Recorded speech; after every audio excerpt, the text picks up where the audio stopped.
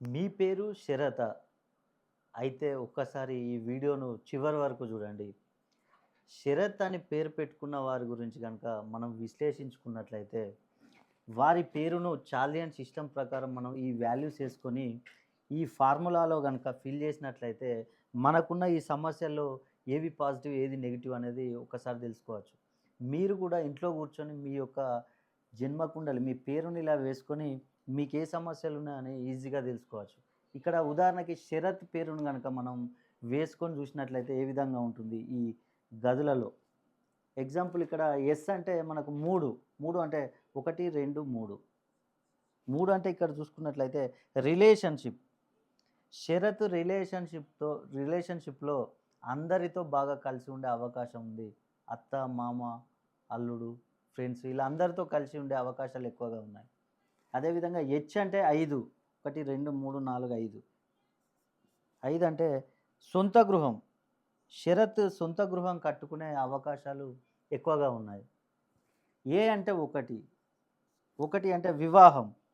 షరత్‌కి వివాహం జరుగుతుంది. ఇక్కడ 6 అంటే 2. 2 అంటే సంతానం. షరత్‌కి సంతానం కలుగుతుంది. అదేవిధంగా ఏ అంటే వచ్చేసింది. టీ అంటే 4. 4 అంటే రుణ బాధలు. రుణ బాధలు తక్కువగా ఉండే అవకాశాలున్నాయి షరత్‌కి.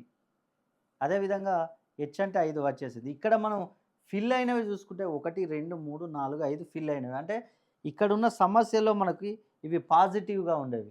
ఫిల్ కానివి మనకు నెగెటివ్‌గా ఉండే సమస్యలు. అంటే ఇక్కడ మనకి 6. 6 అంటే చదువు. కష్టపడి ఎంత చదువు చదివినా కూడా షరత్‌కు ఉద్యోగం విషయం వరకు వచ్చేసరికి వెనక్కి వెళ్ళిపోతూ ఉంటాడు ఉద్యోగ విషయంలో. వచ్చే అవకాశాలు చాలా తక్కువగా ఉంటాయి. అదేవిధంగా ఇక్కడ 7. 7 అంటే వ్యాపారం. ఏ వ్యాపారమైనా చేయనియండి షరతు ఎక్కువగా నష్టాలొస్తూ ఉంటాయి. 8. ఆరోగ్య విషయంలో సమస్యలు తలెత్తే అవకాశం ఉంది. 9. షరత్ విదేశీ ప్రయాణం చేయాలనుకుంటాడు. అంత ఈజీగా ఉండదు. అదేవిధంగా షరత్‌కు శత్రువులు కూడా ఎక్కువగా ఉండే అవకాశాలున్నాయి. మీరు కూడా మీ పేరు కూడా షరత్ అయితే ఒక్కసారి మీరు విశ్లేషణ చేసుకోండి. అదేవిధంగా మీకున్న ఈ సమస్యలు మొత్తం ఓన్లీ పేరుని బట్టే కాకుండా డేట్ ఆఫ్ బర్త్‌ని బట్టి కూడా మెర్జ్ చేసుకొని చూసుకున్నట్లయితే మీకు పూర్తిగా తెలిసిపోతుంది.